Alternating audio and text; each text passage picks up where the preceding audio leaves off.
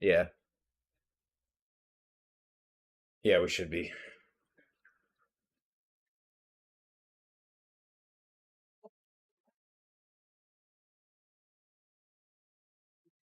Yeah, sorry about that, Methan. I just decided to turn it off and back on because I wasn't sure how to restart the YouTube stream without doing that.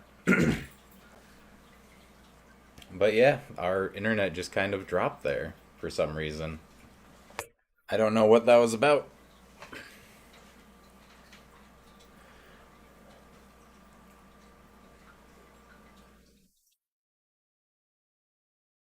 Oh yeah, no worries, Methan. I get it. Hey, Mike. Yeah, I don't know what happened. All of a sudden, our internet just kind of dropped. Only YouTube though, for some reason, because we're streaming on Twitch and YouTube. Our Twitch stream stayed up just fine, but then Heck yeah, crack open that beer. I am a little swifty myself, so let's all get Let's get swifty. Gonna get swifty. Um, I have no say, control, nothing in anything about the stream. So whatever is going on, I don't know. I was just trying to read a story, mind my own business. I don't know where we got cut off. I don't know either. I probably go back to. Or you guys want to Yeah. tell us where What was the last the thing last you thing guys you guys heard, We'll and start then from there. I'll start from there. Yeah, because I'm just here to perform. That's all I do. I'm just here to be the performance. I don't do the technical. She barely blinked. So like when they sat down at the bar, I think, right? Okay. All right. Oh, when Lupin said something about he would be surprised if she'd even blinked the whole time. Oh, other people have tried the dual streaming, and maybe it's something with that issue with it. I Oh, don't. We did. okay. We've done it a couple times now, and it worked pretty well. So hopefully it was a one-time thing and smooth sailing from here. All right. I'll start from here. I called for you, Remus Lupin, Livia interrupted, settling back in her chair. Remus was convinced that he had not yet seen her blink. I heard you calling for me. You sang so beautifully. You mean on the moon? I waited as long as I could, but the hunt was too good and I was hungry. Her eyes gleamed brightly as if the memory was still fresh. Why didn't you come to me? They did not lock you up. I followed your scent for days afterward. I'm not a killer, he said. I don't hunt. She laughed. Madness! What have they done to you, my poor brother? Father told me you'd suffered much at the humans' hands, but I did not know how much. I don't suffer, Remus said indignantly. I've been lucky. They take care of me. Poor boy, she said sadly. You do not know. But of course that is not your fault. How could they see anything but the shadows if they were never allowed to move their heads? Plato? Remus sat up curious. Greyback lets you study Muggle philosophy? My father places no limitations on me. My father wishes me to be free and strong and wise. And a murderer. Wolves cannot murder. You know this, Remus Lupin. But we aren't wolves, are we? He whispered. Not all the time. We are what we are, she replied. She was enjoying this, he could tell. You can wear that uniform and wave your silly stick, But you know that you have more in common with me than anyone in that castle. She licked her lips. I have come to bring you home, Remus Lupin. Why now? The time is right. She cocked her head.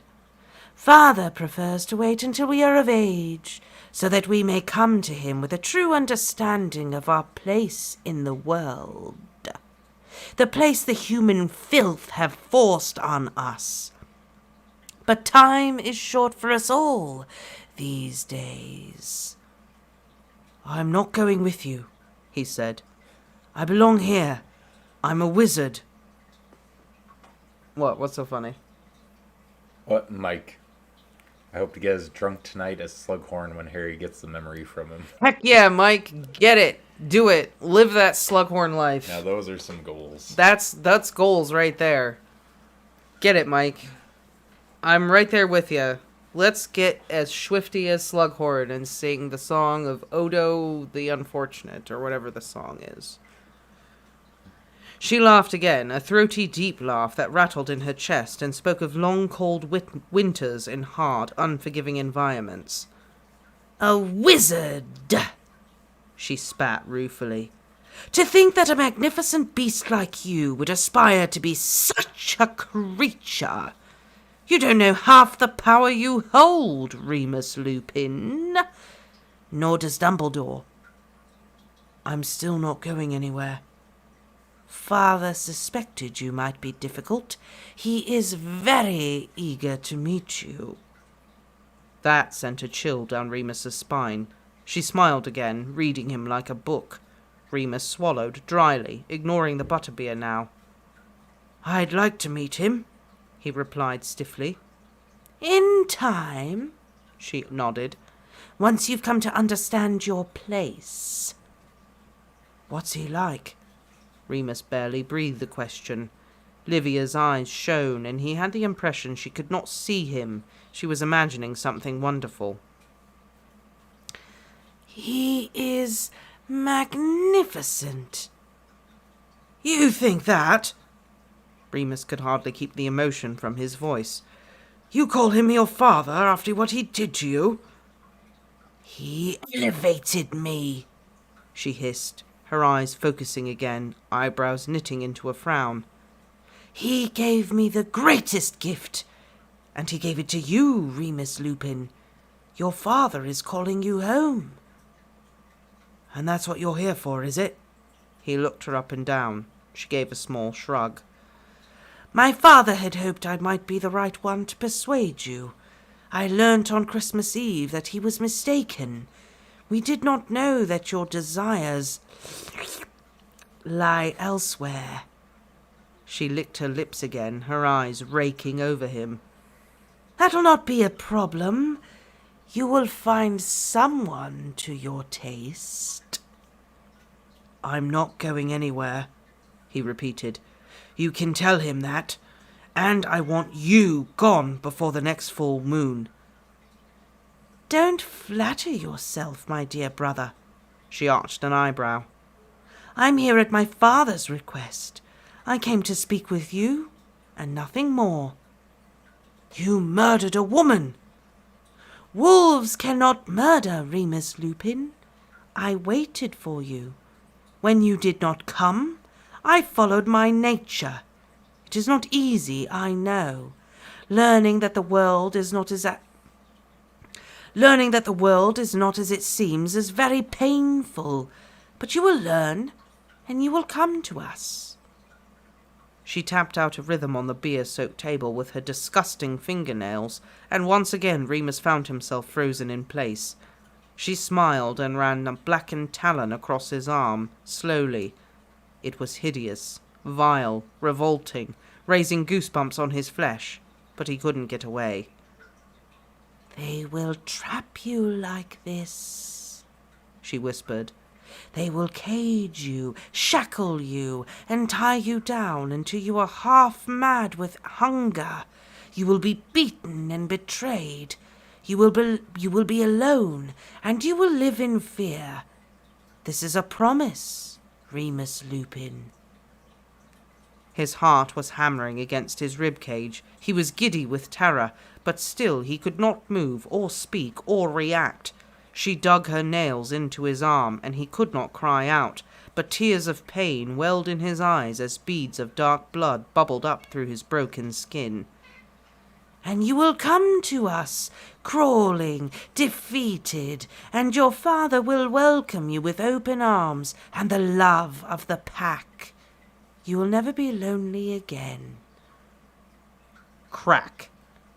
Someone apparated into the pub, catching Livia's attention. Remus couldn't turn his head to see, but she did, still gripping Remus's arm with all her strength, her face turned sour and angry. "Argentum Creo!" a gruff voice shouted, and Livia shrieked, letting go of Remus and covering her face as silver chains burst forth from the incantation, coiling themselves round her neck and arms. Groaning in pain, she hissed at Remus.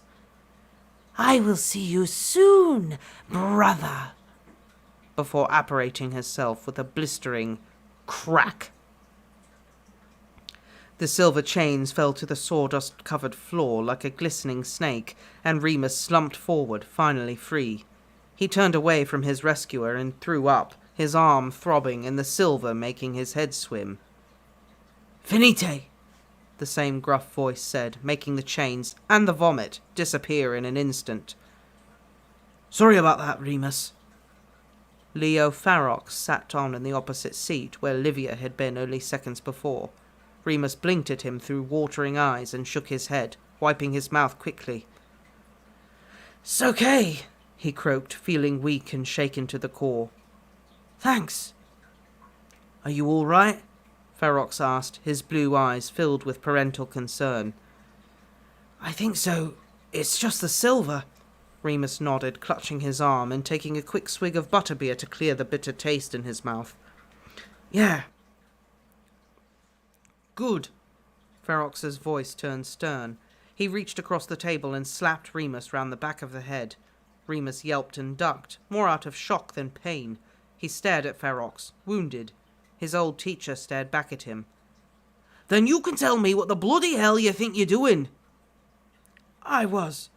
She was. "I know exactly what she was. We've been tracking her for weeks." "We?" "Me and Moody," Ferox said impatiently, as if this was not the point. "Didn't I tell you how dangerous Greyback was? Was I not clear?" "You were clear," Remus scowled. "But I can make my own choices." "Obviously," Ferox growled. The tall, white-bearded barman appeared at Ferox's shoulder with a tumbler of fire whiskey. Ferox accepted it and downed it in one. "Thanks, Aberforth."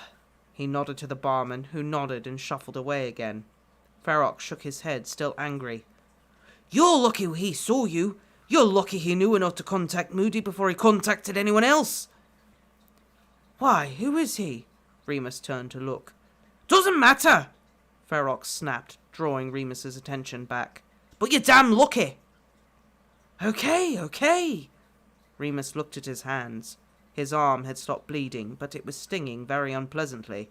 Who knew what kind of muck she'd had under her nails? "I'm sorry." "It's not good enough, Remus." Ferox sighed deeply. "You were stupid and careless, and you could have been killed. Do you know what they want? Do you know why she was waiting for you?" "Yes," he replied, churlishly folding his arms, careful not to bump the one that hurt. "She told me." Ferox huffed furiously. "They want to make you one of them!" "I'm already one of them!" Remus shouted, standing up so fast that his stool flew backwards, clattering on the dirty pub floor and attracting everyone's attention. Remus didn't care. He started for the door. Ferox followed him outside. Remus walked faster, heading for Honeydukes. "You're not my dad. You're not even my teacher anymore, so piss off and leave me alone." His terror had turned to rage so quickly, his head still throbbing from the silver and from being slapped. Just like bloody matron. Bloody adults are all the same. His arm hurting and itching more than ever, and Remus was not quick on his feet at the best of times. Ferox caught up easily. He grabbed his shoulder. Oi! Look, I may have been a bit harsh, but Jesus Christ, Lupin! You give us all such a fright! Remus stopped at that. All? Ferox sighed again. Come on, I better take you back to the castle. There are some people waiting for you. Before they began to walk back, Ferox cast a Patronus, a huge, long-legged bird, to send a message up to Hogwarts that they were both safe. Dumbledore knows, then, Remus sighed. Afraid so. And McGonagall, I suppose. You're looking at a lot of detention, Remus. I won't lie to you.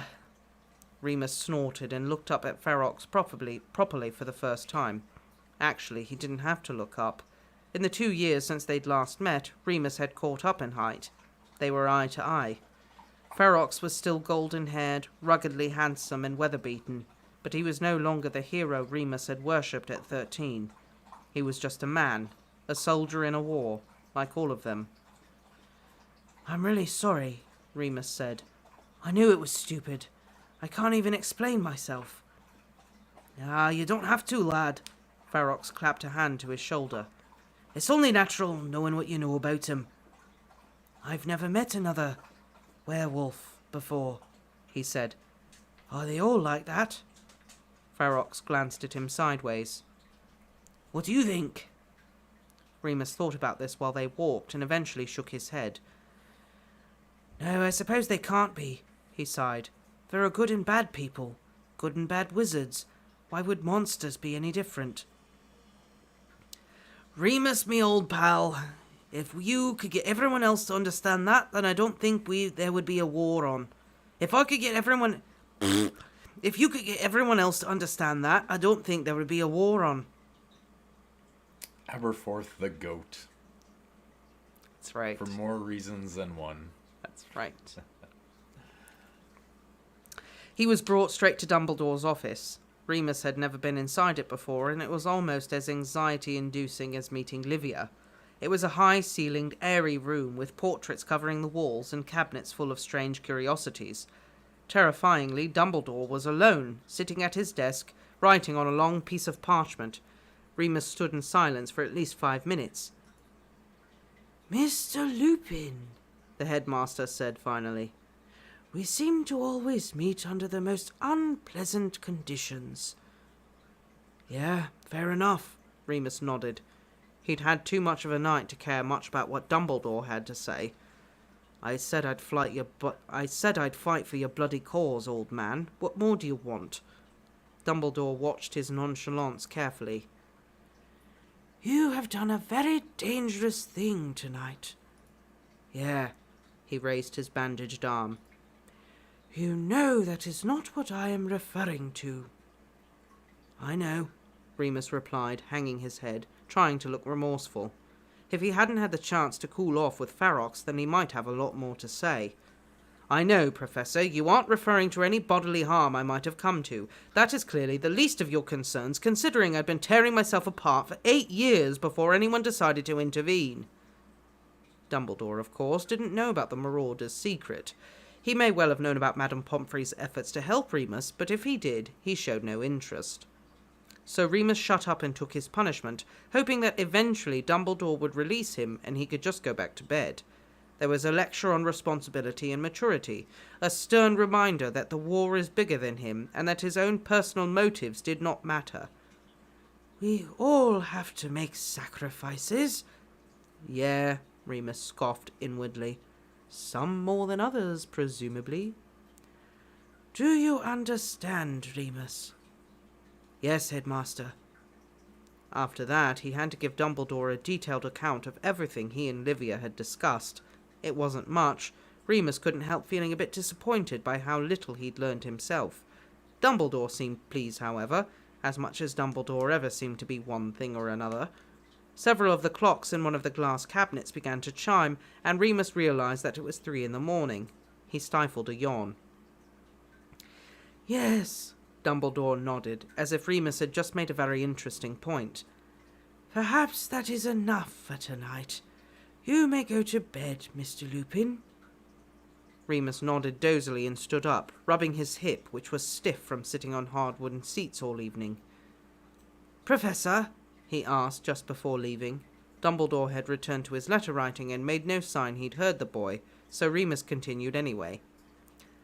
Livia said that I didn't know half the power I had, and she could do wandless magic and wordless magic, and her talents were nothing out of the ordinary, Mr. Lupin, Dumbledore replied, not looking up.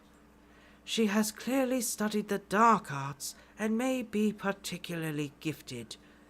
Do not dwell on it. Okay then, Remus replied, even more disappointed. Is Professor Ferox still here? Mr. Ferox is staying in Hogsmeade for a few more days. Good night, Remus. Good night, Headmaster. Professor McGonagall was waiting for him outside the office. She looked furious, but she didn't say anything. I'm sure you've had enough of a telling off for one night, she said stiffly. Oh, Remus sighed. I can take a bit more if it'll make you feel better. She raised an eyebrow at him, tutted, but kept walking. When they arrived at the portrait hole, she stopped and said, 2 months detention, every night except full moons, and tell those boys to get to bed at once. She crawled through the common...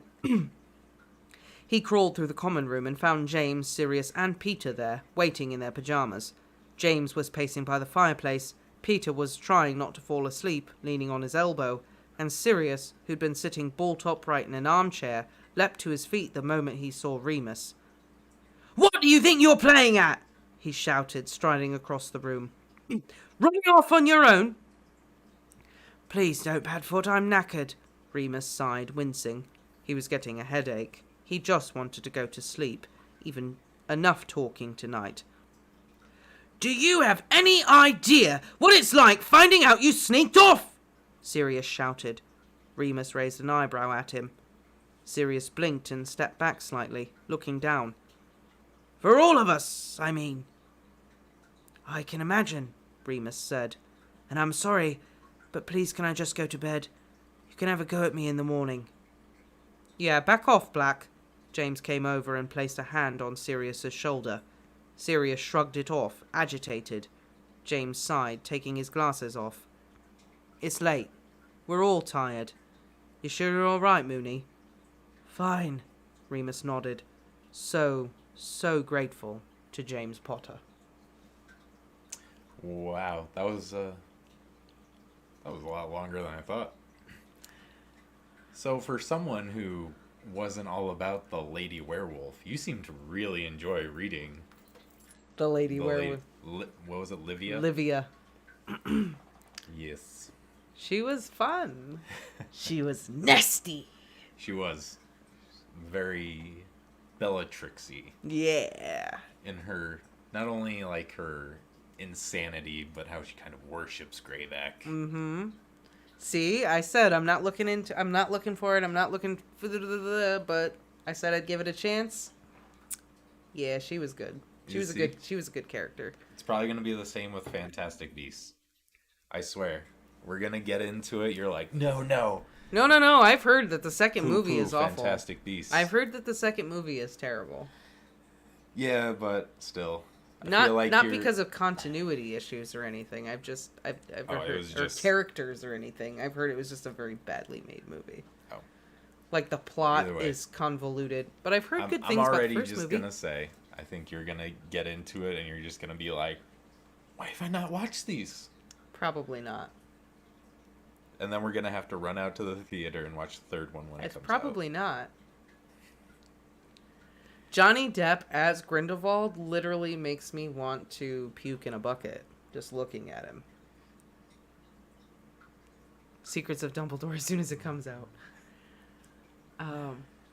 Because this fanfic is really, really good. That's why. Oh, yeah. I mean, in terms of fanfics, this is the creme de la creme. This is perfect. I think it's because the author writes in the same fashion that J.K. Rowling writes. She's able to mimic her writing so well. It really fits the story. You know what I just thought about?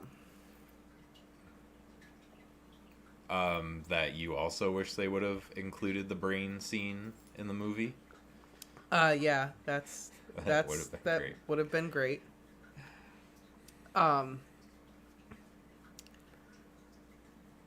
thinking that Lupin so far has been gaining in confidence, gaining in maturity, becoming a much more healthy person, discovering love. Everything's actually kind of going really well for Lupin. And then I think James Potter is going to die, and it's just going to be like, oh, God. All the way back to square one again. Just gonna start binging on chocolate. It's going to be terrible. Maybe. Because we're in 6th year, then we're going to have 7th year. I think it's gonna happen before that. I think it's just gonna be when they leave school and things are just gonna kind of... Well, they graduate... go down. Because, no one's gonna hire a werewolf. Well, they graduate... so many times. In...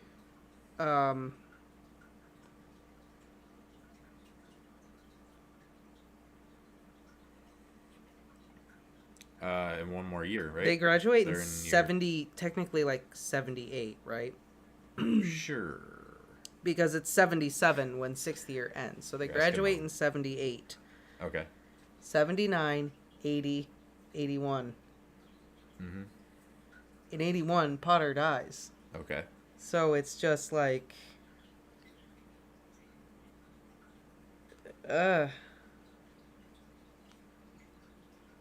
It's gonna I'm sure it's gonna be devastating. It's gonna be devastating for everyone. You see Sirius's response to it. Yeah. Canon response. Yeah. So, you can only assume Lupin probably reacts similar. But he's not so much extroverted, so he's gonna be more... It's gonna be all depressed. Internal and depressed and everything else. Yeah. But either way, Livia was also really gross. Let's just put it out there. She was disgusting. I don't know if you saw it, or I hope it wasn't on a point where the stream dropped, but you did like a slurping noise when she was like licking her lips or something. Yeah. Bailey just like... I did it when the stream came back on. Oh, okay. 'Cause, yeah. It was just so funny. I hope I can save the clip where he just like turns his head like, what are you doing? And Ferox just... I was not expecting Ferox to be there. I mean, I'm glad it was Ferox because he's just like, what's wrong with you? Yeah. And yeah. And then also Sirius was super concerned. Mm-hmm. And very upset. Because, he's in love with him. I was going to say, just because he's a really, really good friend. Yeah, well, we know. We know otherwise. Come on now. They give each other carpet burn. We know it's more than that. Yeah, okay, fair enough. I also kind of like the fact that Dumbledore gives him a lecture, but we don't hear what Dumbledore says. Yeah. It's just Lupin tuning him out. And again, I think it's very smart on the author's part because Dumbledore is a hard character to write. Dumbledore is a really hard character to write. He's on par with difficulty with Snape.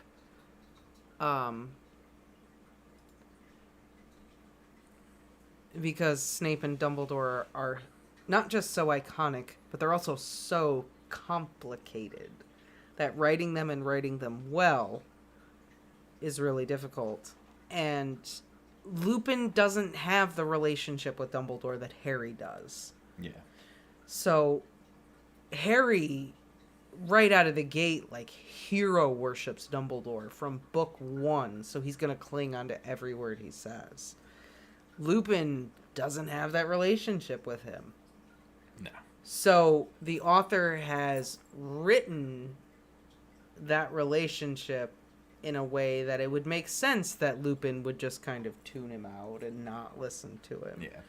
because he doesn't really have that much interaction with Dumbledore. He doesn't have that Harry relationship. He doesn't have the relationship that Harry has with him. Harry is very unique in all of the interactions he has with Dumbledore. But by contrast, the author, I think of all the teachers that are present, McGonagall is the one that is the most present.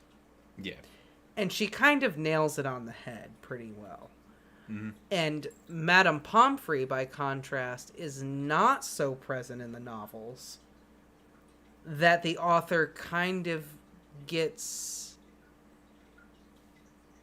a sense of who Pomfrey is, but has more freedom to kind of explore Madame Pomfrey as a character more, because she's not so present in the novels. You could kind of get away with it. It seems you three are... It seems you three up to something. Up to something.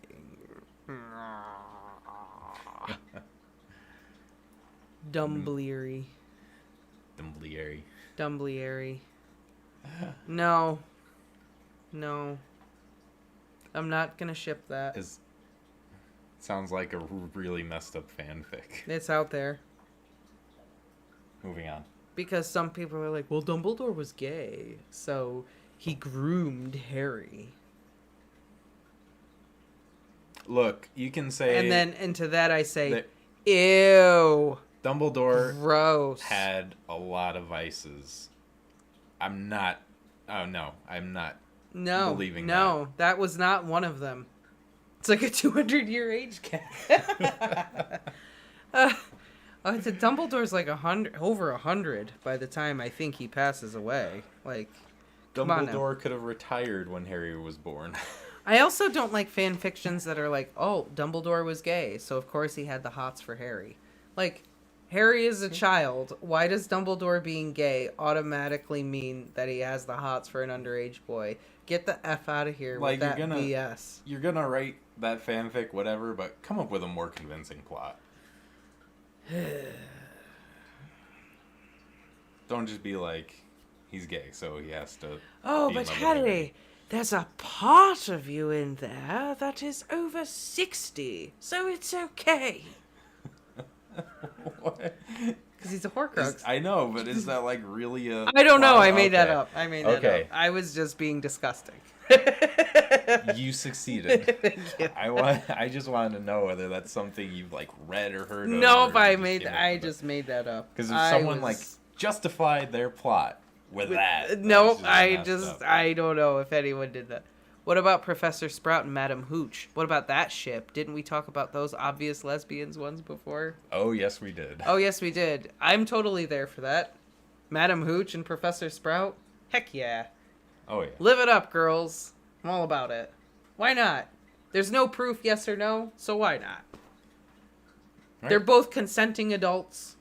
No one's underage. It's fine. It's all good. Maybe Professor Sprout, gives Madam Hooch some of her good greens in the greenhouses, and Madam Hooch, flies around the pitch in the afternoon, having a nice, relaxing time. I bet that's, a great relationship. I'm just, Probably why a not? reason why we don't see much of Sprout and Hooch. They're busy. In the books. They're busy. They're busy. They have stuff to do. A lot of places to hide on the Quidditch pitch. Well, they're at Madam Puttyfoot's a lot. Having successful, non-embarrassing dates. Maybe Harry should take some notes. Yeah. Drugs? Electric lettuce. Yeah. Herbal recreational activities. Yes. Lola, what are you doing? She don't know. Sprout is growing some crazy weed. Lupin and Sirius know. They found it. Oh, yeah. I mean, they're aware. Story, though. Miriam McGold is the actress who played Sprout in the movies, is one of my favorite British actresses. I really like her, too, and she's really active. The lady that played Sprout in the movies. Yeah, I can't really remember. She's also Aunt Sponge in James and the Giant Peach. Oh, okay. Yeah. Now I remember. Not only is she a good actress, but she's very much like an activist, and she's super progressive. Oh. She's really an awesome person. So I agree with you, Mike. I really like her too. And yes, Ben, Sprout does get the dink. There's a reason why the Hufflepuffs are right next to the kitchen. Absolutely. Easy access. They be tickling that pear all the time. Oh, that sounded too much like an innuendo. Not gonna lie. In your endo. Oh, so Bluebear. Jessica sees kitties. Yes, there are kitties. Can I pee before we talk about Bluebear? Yeah. I'm sorry. I guess I'll allow it. All right, thank you. I'm sorry I have to pee. It's halfway through the stream. Of course I have to pee. Apologies, everyone. But yes, Bluebear. Bluebear. That's okay, Mike. Sometimes it happens. We even get a little political here and there. So, has anyone else not watched, read the 13 and a Half Lives of Captain Bluebear?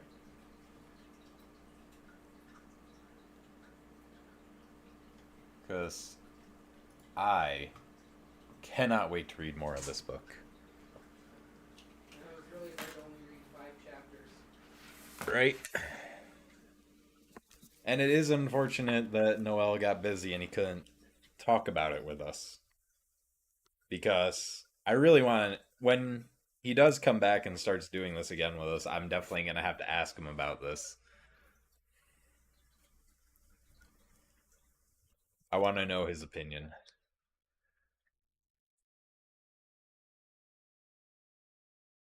Oh, Krissa, I can already recommend it. I have been loving it. And we'll go in a little bit more depth so that you can decide for yourself. But so excited. It was very, very hard not to read more than 5 chapters. I really wanted to keep going. The 13 and a Half Lives of Captain Bluebear. Lola, Captain Bluebear. are you going to be quiet? Can you handle that? You're just... Sprouts cash crop. Ow! Literally. Lola. Ow! Lola got me. Lola, I think it was like the 3rd week in the row where we start streaming and she just gets so feisty. Why you being a feisty Doda? You come here being nice, Doda. Being nice, Doda. Also, just want to get others' opinions. I think Captain Bluebear looks a lot like Bailey if he were blue. So this, let's just get into it. Let's do an overview about who is Captain Bluebear first. He is a blue bear. He is a blue bear, literally a blue bear. That was born, and when he is born, he finds himself... Jessica says it looks like her.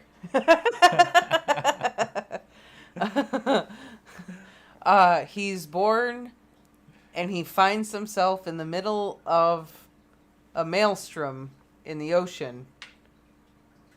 And that's where the story starts. Yes. He's swirling around this big whirlpool. So Bluebear is this foundling who basically goes on this grand adventure. 13 and a half of them. Yes, 13 and a half. And basically the book is written Bluebear is like an old bear now, and he's going back and reflecting on his lives and writing them down. Each life is like a new experience for him. Or a new adventure. Yeah. So every chapter is one of his lives. And I gotta give it to Walter Moore's, because I don't think I've read any book where they've just so nonchalantly built this grandiose world. Like, his world building is really good. It And is. it's like you don't even know what's happening. And it's just there. Yeah, it's very Douglas Adams in that sense. Yeah. Because Douglas Adams just all of a sudden it just is there, and you're accepting of it. Yeah. Like, Martin does a fantastic job at building his world. Mm-hmm. But it's very in your face. Like, he's going to describe everything, and it's almost Bluebear. It just unfolds naturally as part of the story, but all the world is so detailed, and he's able to describe it in such a way so where succinctly too. Yeah, it never feels like you have to stop and read about anything, even though you do. Yeah. So it's very much in the vein of Hitchhiker's Guide, in the sense that if you've read the Hitchhiker's Guide books, throughout the Hitchhiker's Guide books, there will be like an excerpt from the actual Hitchhiker's Guide to the Galaxy where it'll like describe something, or describe an animal, or describe something about the culture. And this book kind of does the same thing, where there are just like excerpts from the Encyclopedia of Marvels, Life Forms and Other Phenomena of Zamonia and Its Environs by Professor Abdullah Nightingale. And I read those excerpts in the voice of in the the Douglas Hitchhiker's in Guide, Douglas the Adams. Yeah.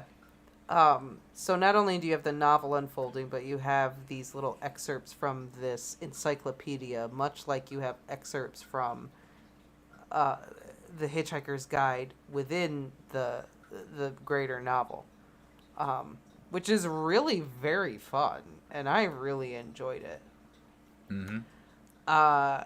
Biggs has read The Giver. No, I haven't. I thought you read The Giver. Well, here's the thing. I kind of did. It was assigned reading in high school, but because it was assigned to me and I didn't feel like reading it, I kind of BS my way through and like skimmed through. I was never assigned to read The Giver. So I've read it, but you didn't. It's one of those books I need to go back and read. You didn't read it. Yeah. You didn't read it. Don't lie. It's kind of like Animal Farm. It was assigned to me, and I didn't really like read it. I just skimmed through it. I was like, you whatever. didn't read Animal Farm? Not when it was first assigned to me. I went through just like, normal English class reading where I just skim through and answer the questions. Have you read the entire book? Yes. Okay, and then later Jesus. on, after I read 1984, then you went back. I went back and read Animal Farm. I was never assigned The Giver, so I've never read The Giver. But I was also never assigned Animal Farm. I think I read Animal Farm I think the first time I read Animal Farm, I was 11, 10 or 11. I read Animal Farm, and then I read it again in high school for elective reading to write an essay on. Okay. But that's the thing, like, I read Animal Farm when I was 11 because I wanted to read Animal Farm. So, like, all the high school curriculum I read 10 years before I had to read it because I wanted to read it. So, yeah. I'm not normal, okay? Preface that right there. I am not normal. Most 10-year-olds do not read To Kill a Mockingbird because they want to read To Kill a Mockingbird. That is not normal. Yeah, I was gonna say. I am not a normal human being. That was another assigned reading that I, like, BS'd my way through. To Kill a Mockingbird is literally one of my favorite novels of all time, and I am going to read it for the channel. It's happening. I have the voices all in my head for To Kill a Mockingbird, exactly how I want them to sound like. All right, then. Scout's narration voice. I have Scout in my head. I have Charles Baker Harris in my head. Jem, everybody. Mr. Yule, even the sheriff, everybody. Dolphus Raymond, all of them. I am very ready to read To Kill a Mockingbird for the channel. They're all in my brain. I just got to get them out. It's like Harry Potter. That's how much I love To Kill a Mockingbird. I love it like I love Harry Potter, and all the characters are just in my head, just canoodling in there. I will say, Jessica, if you're going to read 1984, and it also goes for Brave New World too, make sure you're in a good mental state to read that. Jessica says she's 13. Yeah. But I just saw that. Sorry. Like, I just 1984, it's both of those books are super heavy books. And if like you're in a bad spot when you read them, it can really put you in a slump. Oh, Mike, he's an 8th grade teacher? That's fun. Lola clearly needs a solo. Lola needs her own channel. Girl, Krissa, I liked Stephen King when I was a kid. I still like Stephen King. There ain't nothing wrong with Stephen King. He is awesome. But that's the thing, like, I love all literature. I love everything, whether it's considered classic literature, popular fiction, nonfiction. I love all the books. All of the books. See, I was BIBLIOBIBULI. All the books. When I first learned how to read, I read a lot. And then started getting into that assigned reading phase. That never bothered me. And I don't know. Oh, see, they were just such boring books. I didn't want to read them. I really didn't care. And then come 9th grade, I got a really good English teacher again. And she started assigning us stuff. The teacher can make or break whether or not you want to read the book, so that's true. So I remember well, I've mentioned this before on the channel. My 9th grade history teacher, or my 9th grade English teacher, had us read The Odyssey and The Hobbit for summer reading. So, you know, we read Tolkien for curriculum, which was badass. I wish. But one of my 10th grade honors English teacher, which was actually really cool, and I don't know if your school did this. I didn't take her other class, but I took 10th grade honors English, but she had another class that was just horror. So you could take a horror literature class. And she did everything from Dracula to King to Lovecraft to, you got to explore everything horror. And it was just like a horror literature class. I did not take that. Kind of wish I did, but I did take poetry. Oh. I took poetry with my teacher who boasted that he studied under Allen Ginsberg. And that was like his big thing. Which I guess is a pretty big deal. I'm just not a big Ginsberg fan. I'm just not into... Oh, dang. Lex just... What did I do? Sci-fi lit? That's cool. Ooh. That sounds awesome. Man, my school never had. Dracula. Very cool. Yeah. Mike, I am assuming that you've read Dracula and Frankenstein. Tell me if you've read Dracula and Frankenstein, because I have a question for you. Lola. It is not feisty time. I mean, maybe it is. It's just not feisty. It is. Is it? For her, yes. I never read Dracula, but the last time we went to Barnes & Noble, I did pick up The Count of Monte Cristo. Cristo. I don't know why I say Crisco. It's like, because you're a chef, that's maybe. Why. Because you cook, so maybe. You're always thinking of Crisco. Okay, so Mike, my question to you is... The Greasy Count. The Greasy Count. When I was in 10th grade English class, we had to pick. We had a unit. We had to pick. You could read Dracula or you could read Frankenstein. I'd read Frankenstein because I'd already read Dracula. So my question to you is, Mike, of both of the novels, which are considered like the ultimate monster novels, right? Did you like Dracula more or did you like Frankenstein more? I'm just curious, which one did you prefer reading? We didn't have a choice in it, but I did read Frankenstein. We never read Dracula. Have you ever read Dracula? No. Oh, okay. Angela's down for Dracula. Also, Mike thinks Monte Cristo is pretty funny. So see, I've never read Count of Monte Cristo, but I did read The Three and the Four Musketeers, and those books are so funny. I know you're telling me about that. Oh my god, The Three and the Four Musketeers are so funny. The best movie adaptations for those books are the movies made in the 70s where Michael York plays D'Artagnan, and they are the most accurate to, like, the vibe of those books, because you see all these Three and Four Musketeers movies and they're like dramatic and serious, and it's like, no, those books are fucking funny. Like, those books are so funny. I mean, I've seen the movies. Well, have you seen those versions of the movies though? I can't remember. Dracula is way better because the characters are more in depth. Frankenstein is kind of documentarian, not very good character development in Frankenstein. That's fair. Well, Frankenstein's a lot shorter too. It's much short. Dracula is a heavy book. Yeah. Like, I think if you go like to read Dracula, you don't really know what you're getting into until you actually start reading Dracula, and you're just like, oh my god, this is heavy. Whoa. But I really enjoyed Frankenstein for the philosophical elements of Frankenstein. I've really enjoyed some of that. I think that's why I enjoyed Dr. Jekyll, Mr. Hyde. You see, that's a Case classic of I haven't read. Oh my Mr. god, Hyde. Jessica, I could recommend books to you all day. Are you kidding, girl? I could say, you know what? Read Jane Eyre. That book is, oh my god.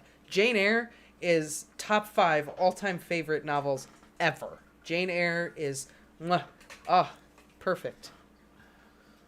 I think It's incredible. Love Jane Eyre. I'm trying to see because we got those banned books. I think Mike recommended Fahrenheit 451. That one is a really good book. Angela says she has a cat named Scout. Oh! That is awesome. That makes me so happy that you have a cat named Scout. Good for you. I'm so glad that you're 13 and you love to read. That's absolutely incredible. I hope you never fall out of love with reading. Yeah, I liked Ayn Rand for the philosophical. Mike is sassy tonight. It's so funny. Not gonna lie, the only thing about Dracula that really bugged me was that after a while, Jonathan Harker really started to get on my nerves. He really started to annoy me. Ben, oh my god, I love Siddhartha. Oh my god. Siddhartha is such a good book. Herman Hesse. Yeah. Herman Hesse. I love Siddhartha. Oh my god, I love that book. So good. Such a short read, but so good. I cried when I finished that book. When he's sitting when he achieves enlightenment, oh my god. I bawled my eyes out when I read that. Oh, also... It's so good. Jurassic Park. Yes, Jurassic Park. Jessica, I will always recommend Jurassic Park. It's probably my favorite book. One of my favorites. Ooh, any series? Jessica, let me ask you a question. Have you read A Series of Unfortunate Events? Oh, yeah. I'm just curious. Have you read A Series of Unfortunate Events? Because there's 13 of them. I was going to say. Like, you might be on the... It's probably not going to be that challenging of a read, but they're so good. Yeah. Okay, she's read those. Okay. But if she was a reader, like... linguistically, they're great. I didn't read Great Expectations until I was an adult. Because it was never assigned reading, and there wasn't really a lot of Charles Dickens that was assigned. So I read Great Expectations a couple of years ago. Loved it.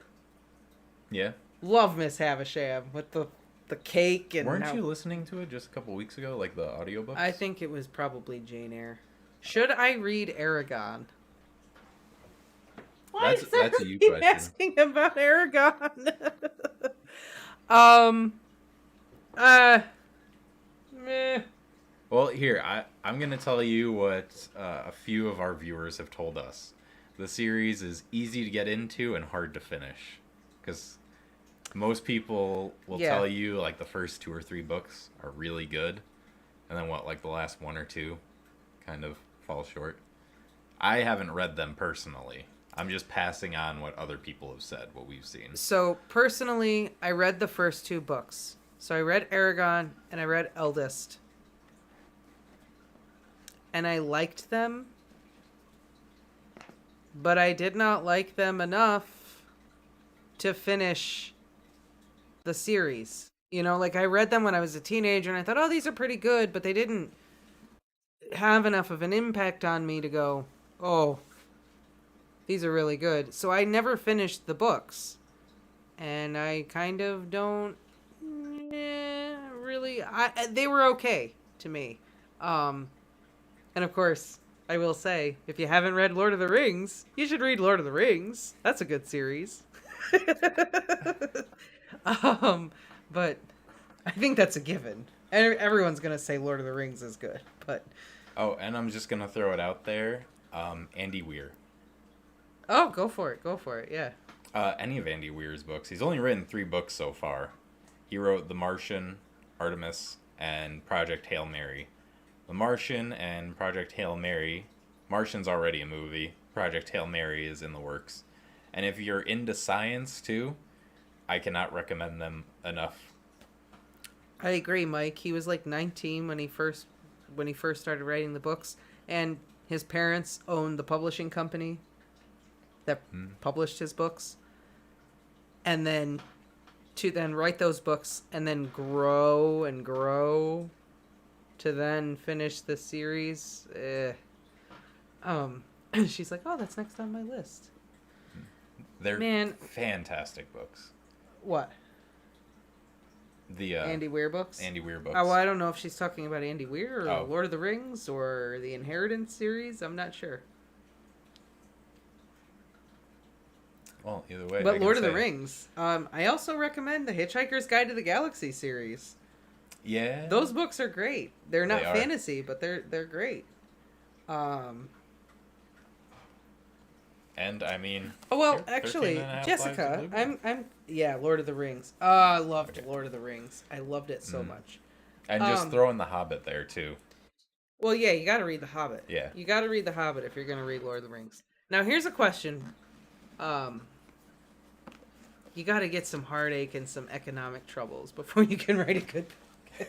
You have to suffer before you can write well. You got to have a little human condition experience before you can write a good book. And then you have to move out into the woods into a cabin for a few months. Maybe that's what George R. R. Martin needs to do. He did that. It didn't work. He needs to go back in there. Yeah, for quarantine, he like went out to some. I know cabin. he did, and he's like, I'm making great progress on Winds of Winter. And then the world came back, and he's like, y'all need to stop waiting for Winds of Winter. What? Okay. Yeah, Just want to know. Just. Okay. Yeah, word of advice: if you haven't started Song of Ice and Fire, don't. Yeah, if you want to read A Song of Ice and Fire because you want to know how the show is different from the books, maybe don't hurt yourself like that. maybe save yourself the heartache that the two of us and many, many others feel. Because there's no book. There's no next book. At the same time, it's kind of cool because it's like a write your own adventure story now. Like those set you up. like those Goosebumps books. Yeah, You choose your own ending. set you up, and now if you want an ending to the A Song of Ice and Fire series, you have to go find a fanfic. Jon Snow is gonna turn into a kraken direwolf monster and eat Cersei. That's how it's gonna end. That's how it's gonna end. There it is.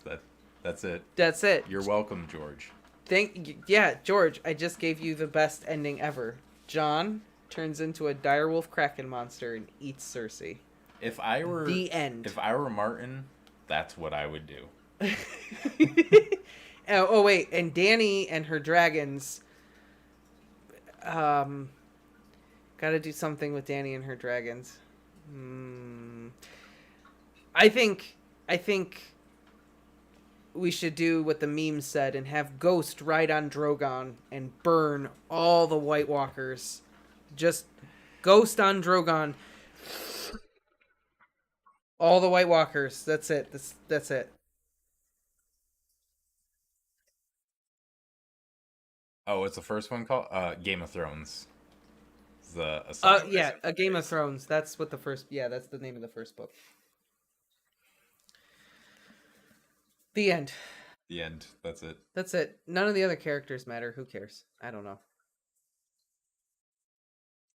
I don't know. I'm just picturing Martin's gonna put out this thick book. It's just gonna have like 2 words: the end, and a bunch of blank pages. I wanted Bran to take control of a dragon. That would have been pretty sweet. We'll never know. What were you gonna ask, Jessica? Were you gonna ask her anything? I probably was, and I forgot because I got lost in my dire wolf dragon fantasy for a minute. I'm sorry. I was probably gonna ask who would win, dire wolf or dragon. Well, that's an easy question. Dragon, duh. Jessica, I probably was gonna ask you a question, and I forgot. I'm sorry.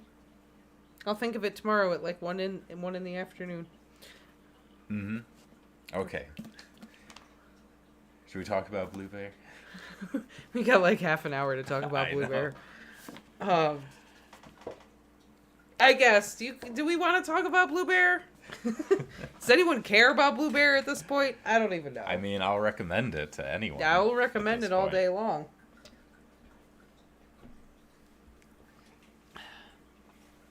That's next after Lord of the Rings. Oh, I don't know. Maybe. Do you know that C.S. Lewis, who wrote Narnia, and J.R.R. Tolkien, who we all know wrote Lord of the Rings, they used to correspond with each other and have each other read their manuscripts and stuff, and they used to get into like really dramatic fights about it. Oh, you know what? Wizard of Earthsea. There's a series. Yeah. We've only read the first one, but we were pleasantly surprised with how good it was. So, throw that out there. You also have the same kind of relationship between Nathaniel Hawthorne and Herman Melville. So they were correspondents all the time. A Wizard of Earthsea. A Wizard of Earthsea. Yep. So they talked all the time, and Nathaniel Hawthorne was like this big famous writer. He wrote the Scarlet Letter. He wrote all these things, and Herman Melville was always like, I'm such a failure. I can't publish anything. I suck. And then he wrote Moby Dick, which was actually a commercial failure while he was still alive. But then he died. And like all art, he died. And then all of a sudden people were like, oh, Moby Dick. Like, this is good. So yeah, it's the Earthsea series by Ursula Le Guin.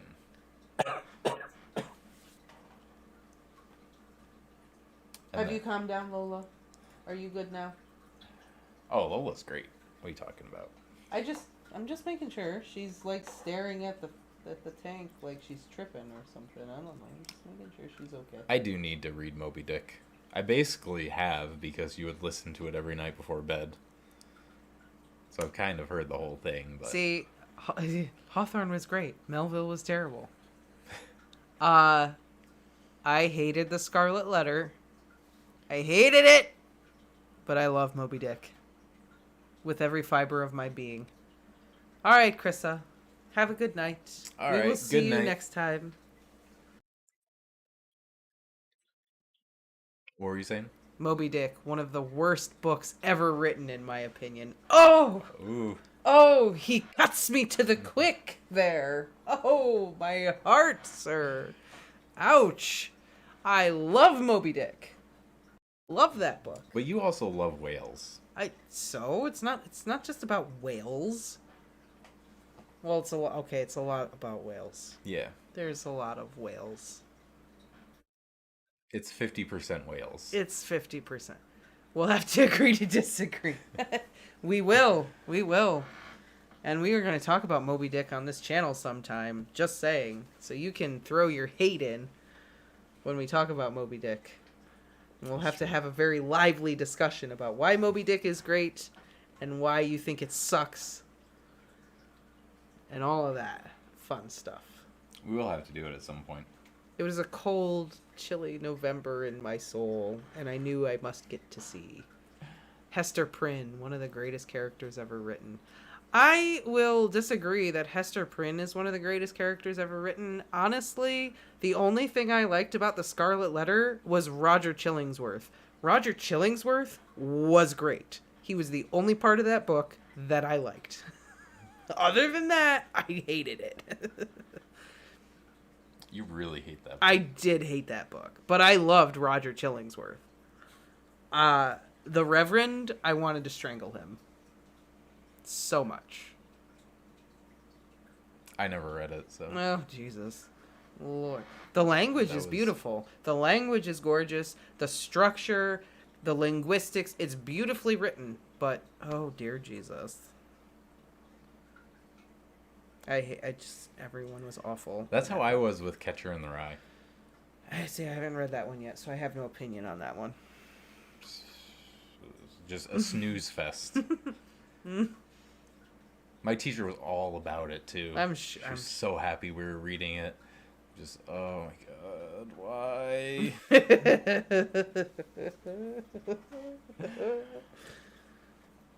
I would have read It's All Quiet on the Western Front. I've never had to read that either. Alright, I'll give you that. Pearl is good, too. Pearl is fun. But I've never read All Quiet on the Western Front. It's All Quiet. All's Quiet on the Western All's Front. Quiet on the Western. You hated that, too? No.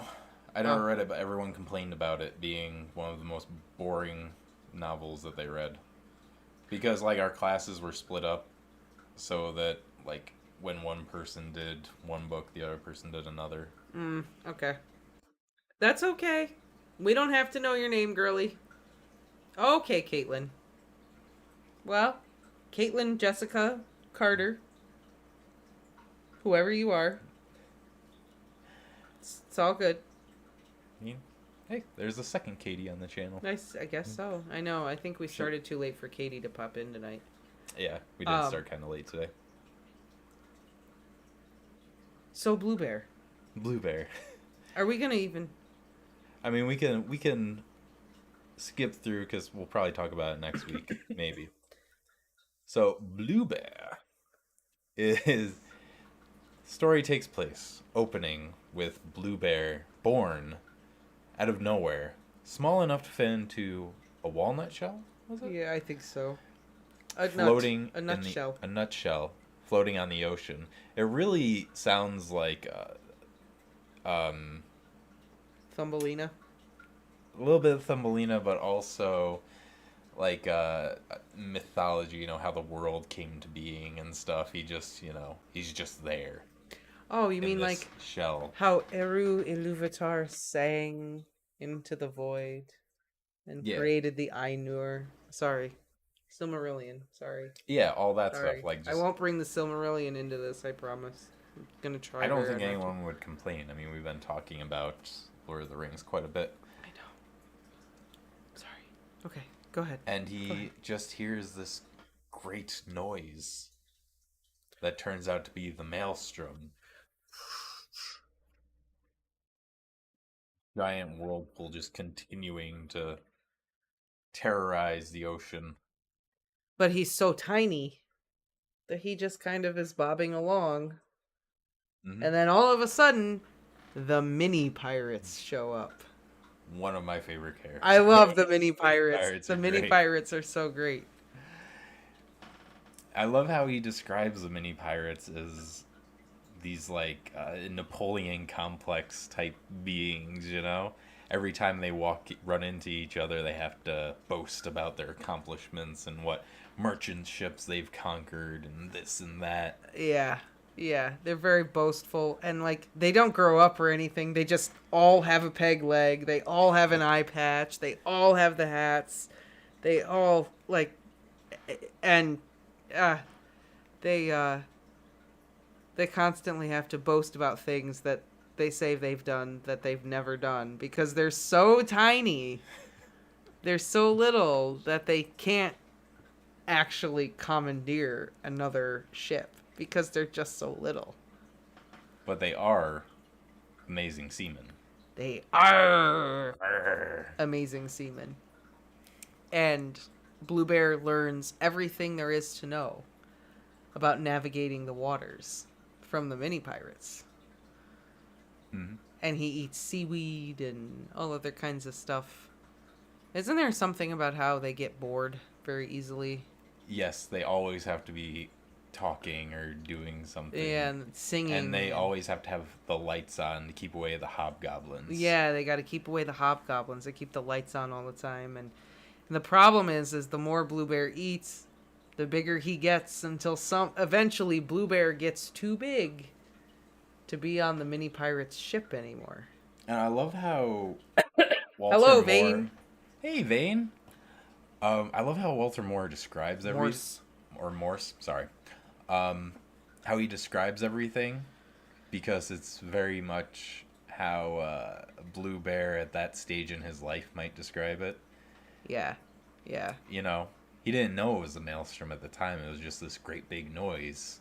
And he just assumed that that was normal. Yep. And also how the mini pirates, because of their small stature, everything kind of moves in slow motion, kind of like for flies and stuff. Yeah, he talks about that, how they're so small that time is literally longer for them because they're so tiny. Yeah. And that's how they're able to traverse the maelstrom when nothing else can. Because they're so small, which I love the science of that. I know. The science of that is really just so great. And then he gets too big, and then he ends up on the island with the hobgoblins, right? Yes. He ends up on the island with the hobgoblins, and it's the first time he's ever experienced dark before. Yes. Because, like the we pirate, were saying, the mini pirates always had the lights on. Yep. There was never a moment where it wasn't bright. Hello, Dan. No worries. Oh, it's no good. It's all good. I mean, it's no good. Why weren't you here? The other thing about the book I'm just going to point out is that he illustrates the books. So the Captain Bluebear is full of illustrations on like every other page. Mm-hmm. And the illustrations are so much fun. Just a heads up, Dan. So we had a little trouble on YouTube where it dropped. So there's actually 2 live streams. So the last one will be like the first 15 minutes of the all the young dudes chapter we read, and then come back to this one. Because for some reason the YouTube live stream like dropped off at one point. Yeah, he just noticed that. Yeah. Mike, I read The Jungle by Upton Sinclair. It was not a signed reading, but I did read it. Oh, I didn't read that. We had to read The Heart of Darkness. The Jungle was horrifying. It was good, but it was horrifying all the same. What was The Jungle about? Actually, I've never even heard of it. So it's basically, it's a novel, but it's like an expose on the horrors of the Industrial Revolution. And all the awful, terrible stuff that they did to the workers, the uncleanliness of the conditions. So it's pretty much just like Heart of Darkness. Those are some big themes in Heart of Darkness. Like the main character ends up working, I think, in like a meat packing plant, and like he talks about things like all the metal and the screws going into the meat and the rats and everything else, and how little he gets paid and where he has to live in the tenements and all this stuff. It's like a very real snapshot into what life was like in Chicago in the height of the Industrial Revolution. Yeah, and so the concrete jungle. Oh, it's horrifying. But it's a good book. It's very hard to read, though, just because it's just awful. But anyway. Anyways. He gets to the island. We're gonna do this Bluebear thing. I swear to God. I have to pee again. I'm really sorry. Eventually, we'll do it. We might have to recap it. The jungle is about workers and vermins falling into vats of food. Yeah. It sounds almost like a Stephen King story. It does, but Steve, where does the best horror come from? It's based in reality. That's true. Best horror is based in reality. And I do know it wasn't until like 1930 or something where they said that you couldn't have any like pieces of rat in the meat. Or it had to be... It had to be at acceptable levels. Yep. But it used to be just whatever. Yep, that's why you didn't eat hot dogs or bologna back then. You might have had some pork, some beef, but mostly rats.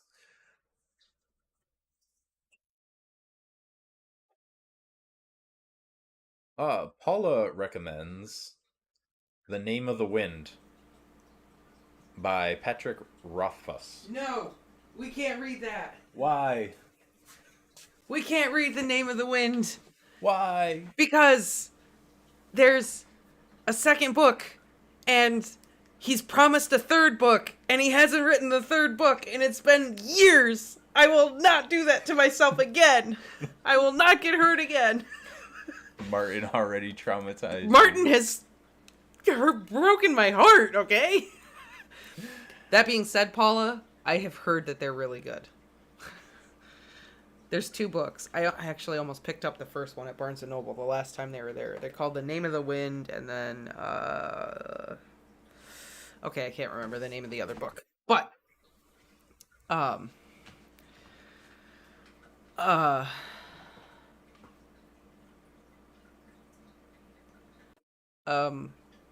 Paula, the Patrick Rothfuss books, I'm just like, I don't know if I could... Am I like Michael Scott? I'm ready to get hurt again. I don't know if I am. Isn't Apocalypse Now based off of Heart of Darkness? I think so.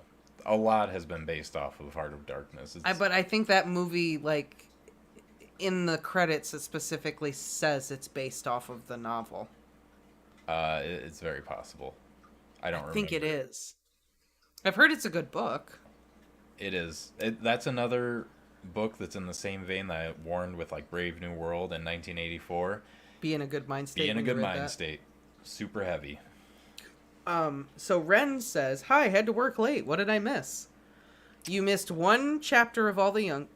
You missed a quarter of a chapter, and then the rest of the chapter. Yeah, because so if you do go back and you want to listen to the chapter of All the Young Dudes, just fair warning, we had a glitch with the live stream, so it like broke it up. So we have 1 short one, and then this one. Yeah, so watch the short stream, then watch the long stream, then you get the full chapter of All the Young Dudes. And ever since then, we've been trying to talk about the 13 and a half lives of Captain Bluebear, but we've continuously been getting distracted. By so many good books. By other good books. Hello, Boban! I do want to talk about the Hobgoblins, though, because as soon as I read what they were all about, all I could think of is Dementors. Yeah. So the Hobgoblins live on this island, and Bluebear lands on this island, and he starts crying and stuff, and the Hobgoblins show up, and they just, like, suck up the energy of Bluebear's fear and sadness. And Hobgoblins live and thrive off of people's negative emotions, and they travel the world searching for people's negative emotions. So Bluebear just chills on the island with them, and he puts on a show every night where he just kind of like cries for them. Yeah, he cries and throws tantrums and everything else, to the point where he like turns into a diva. Yeah. About being about like crying and stuff. Oh, Dementor, Dementor. Oh. And then he spends so much time doing it and he becomes such a diva about it that he finds that he's becoming more and more like the Hobgoblins.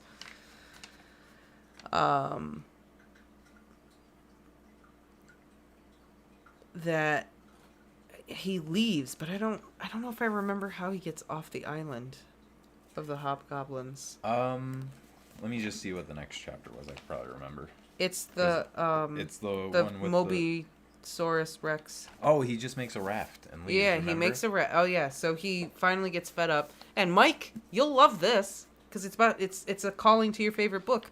So he makes a raft and he leaves, and then he ends up getting. He ends up with a run-in with the SS Moloch. No, but first the SS Moloch first, which is like the biggest ship in the world.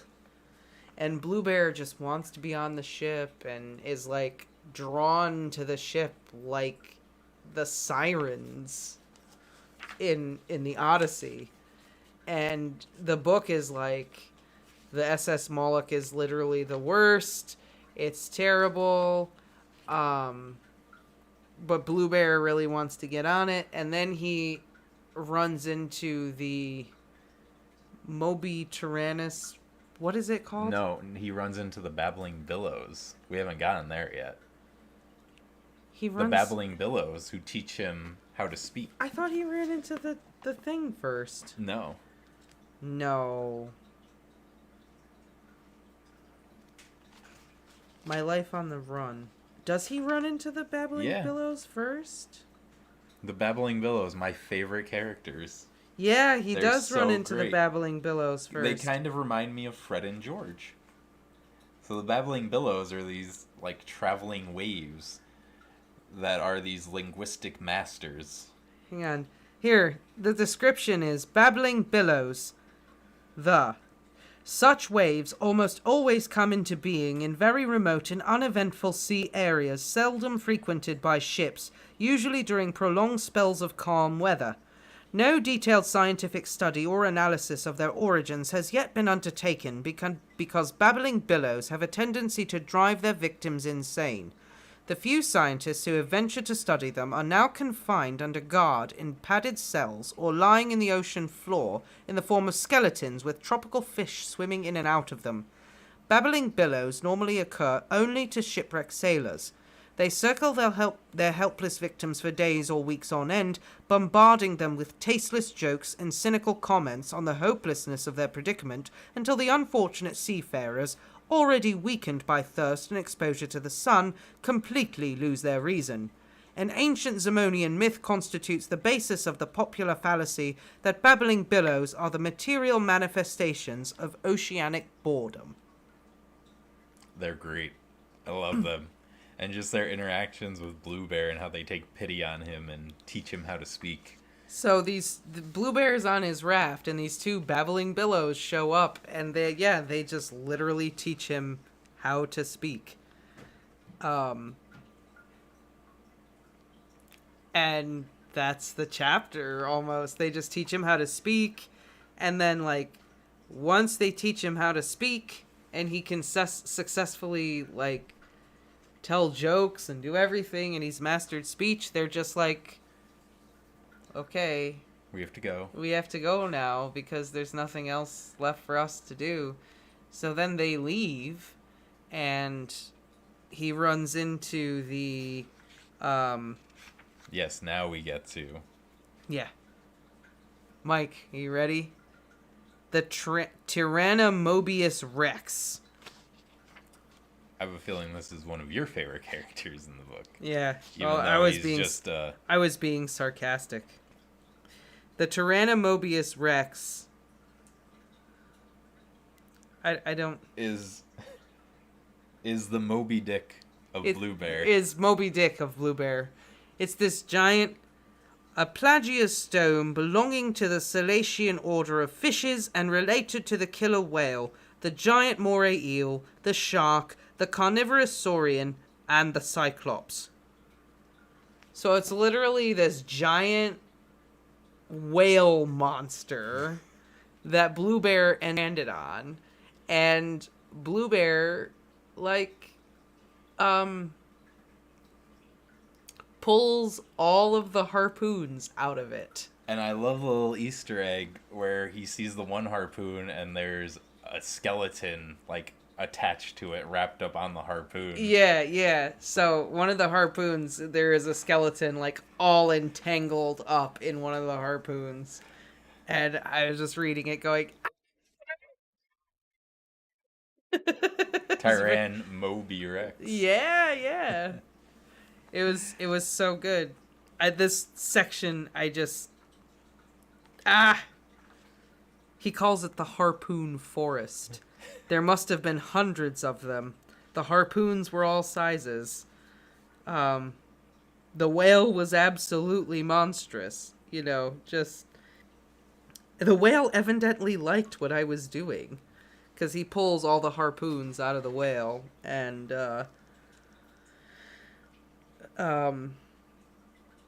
then he just kind of, like, rides... He pulls them all out, and now that the whale has been relieved from this, and they're all out, the Tyranno Moby Dickus Rexus decides, oh, now I can go under again. Yeah. So it goes under, and Bluebear's just like, what am I gonna do? But then, in the distance, he sees an island. A lovely island. That he can swim to. So he swims to the island. And the island is called... Gourmet Island. Gourmet Island. And this is one of those, like, monsters that made me fall in love with this writer. Because it's so creative. It's so good. Because so he makes it to this island. I kind of gave it away there, but he makes it to this island. Hang on 2 seconds. Go ahead. To Willy Wonka's island, where everything is made of food. It pretty much It is, right? It's like Willy Wonka lives there. Yeah. Everything is candy. There's these plants that grow potatoes on their stem right next to a lake of boiling oil. So the potatoes will drop from the stems into the oil, create delicious fried potatoes. Potato fritters, yeah. There's trees with vines of spaghetti, giant tomatoes. He can make like spaghetti and meatballs from the plants. The ground is just always soft. There's these flowers that produce like little cups of honey that he can mix with milk. There's a chocolate river. There is a chocolate river. There is literally a chocolate river. Augustus! No! Augustus, no! It's Willy Wonka's private island. It is. And Johnny Depp's island. And Bluebear just... At first, he, like, just eats what he needs to survive, and he just kind of enjoys the food, the safety, and the calm. And then as time goes on, he starts eating more and eating more and more and more and more until he just gets super chunky. Becomes a rotund bear to the point where he can't see his feet. Yeah, he says, got to the point where I can't see my feet anymore. and being physical was difficult. And didn't he say at some point he was like sweating fat? Yeah. Like Richard and Gumball. Yeah. Like sweating fat. And then... It was like butter was coming from his pores or something. Oh my god. And, oh my god, that thing is looking at me. You can turn off that monitor if you want. Jeez. And it's judging me. I don't... God. My work monitor has a screensaver of, I think that's a honey badger? It's not a honey badger. It's a regular badger? I don't know actually what that is. Either way, and it's I don't just know. glaring It's at her, glaring but, at me. Maybe it is a honey badger. I don't know. I love the way he... So, I already gave it away. There's actually a monster who is kind of...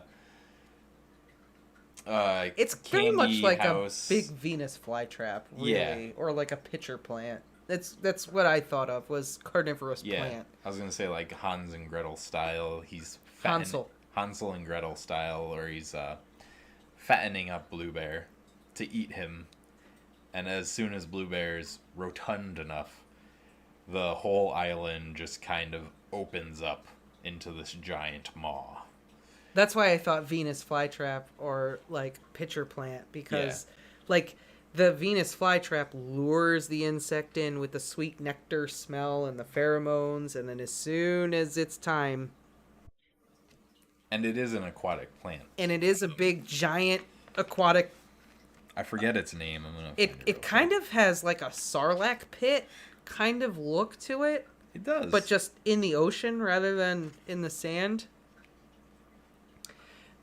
Yeah. So it's anchored all the way into the chunky Bluebear.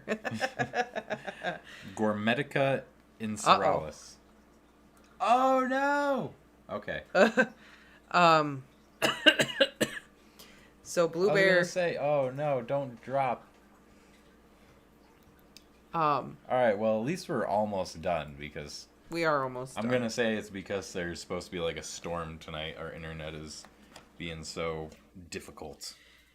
So the thing opens up. He's almost about to die, and then a pterodactyl saves him. What? What is she eating over there? There's probably just chicken scraps there. Okay. And this pterodactyl literally saves him at the last second. Pterodactylus salvator.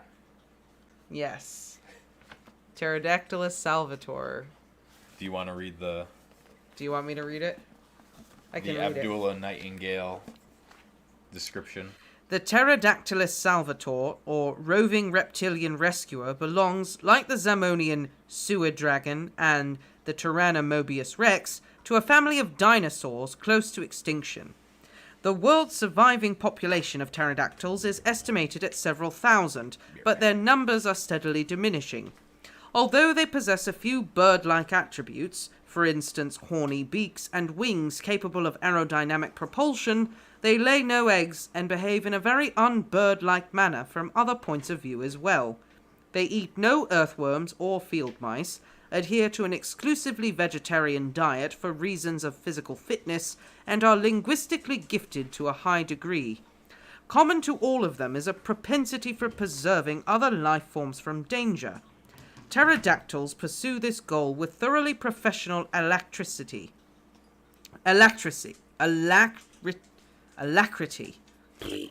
Operating in accordance with a strict code of conduct.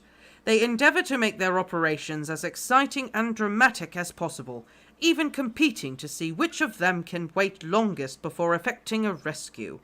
That is why they spend so long circling above their prospective customers and refrain from coming to their assistance until the very last moment. There is no satisfactory scientific explanation for their altruistic conduct. Taciturn and uncommunicative on principle, pterodactyls make no attempt to account for their behaviour.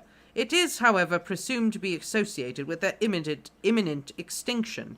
Since dinosaurs have made no noteworthy contribution to history, apart from eating and being eaten, pterodactyls are trying to leave their mark on the memory of man by being helpful. So great. I love this guy. Mac?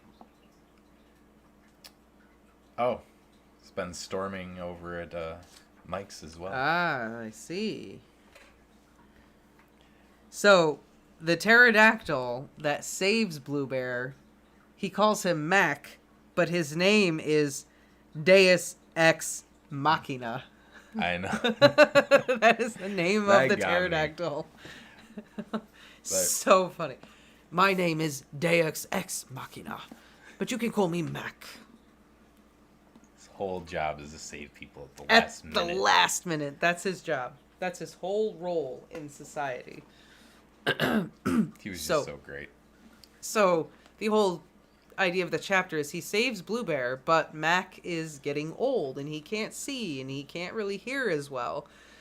So, he doesn't want to retire yet, so he hires Bluebear to be his eyes and ears. And Bluebear gets a bird's eye view of the entire country, world, as he travels with him. So he gets geographic knowledge throughout his adventures.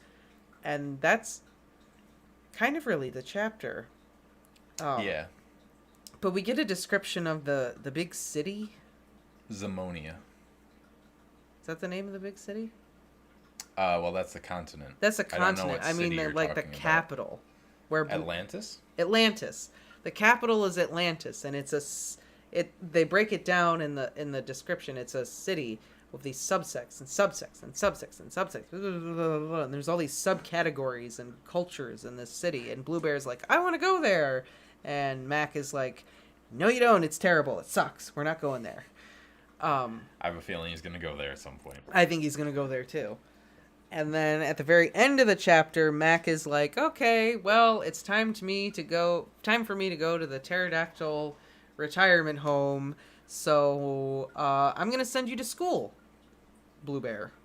Yes. To Abdullah's Nocturnal Nightingale class. Yeah.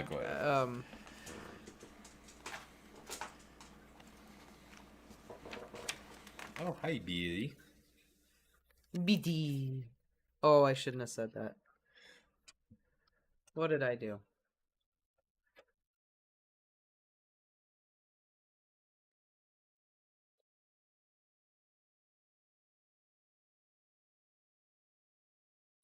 The entrance to the Nocturnal Academy. So The Nocturnal Academy, which Abdullah Nightingale is like the headmaster or something, who is also the writer. Dumbledore. He's the Dumbledore, and he's the writer of the novel. And that's where we leave off, is Bluebear is about to...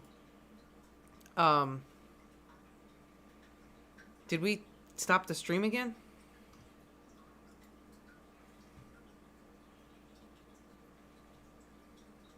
Nope. I think it's just... That slow? Yeah, I think buffery? it just, like, stopped or something. Oh, okay. And he's about to go to school. He's about to go to this school, and that's really where it ends. Yeah, pretty much. And then we're just kind of left hanging, waiting because for the next. We were gonna read. That's where we stopped when we thought Noelle was gonna join us, and then we were like, well, we'll just stop here and we'll just kind of keep going. And that's where Bluebear is so far. So if any of this sounds interesting to you, by all means, get on the Bluebear bandwagon, because it's good. Mm-hmm. Especially if you liked Hitchhiker's Guide. If you liked Hitchhiker's Guide, if you liked Harry Potter. I was going to say, we had some Dementor references and stuff. So Paula actually said that she promises it's worth it. The first book is worth it. Beautifully written. But yeah, Rothfuss needs to finish the third book. Yes, I read the second book. It's good here. It's good too. It's Harry Potter for grown-ups. It's fantastic. I guess, how old is the author? Is he like Martin, where he may never finish it? I mean, no offense, but, Martin is like 70-something.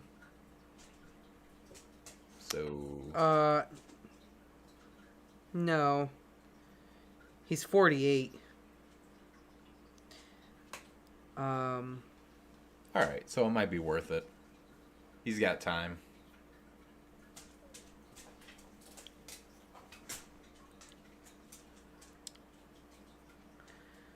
So the books are called The Name of the Wind and The Wise Man's Fear. Kingkiller Chronicles. That's what they're called.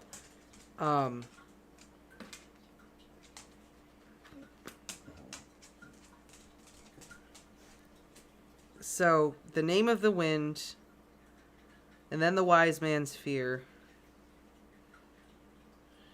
So, Name of the Wind came out in 2007. Wise Man's Fear came out in 2011. And no third book yet. Oh.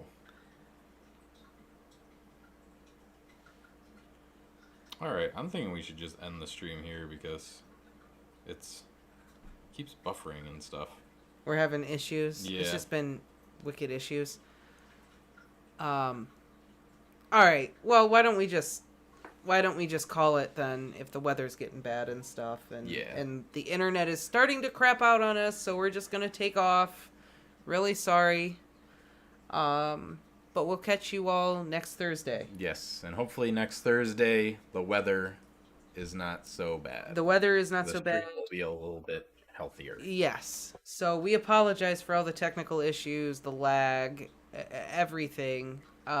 Even though we had a lot of fun. We did have a lot of fun. Technical difficulties. This was Had great. Great conversations.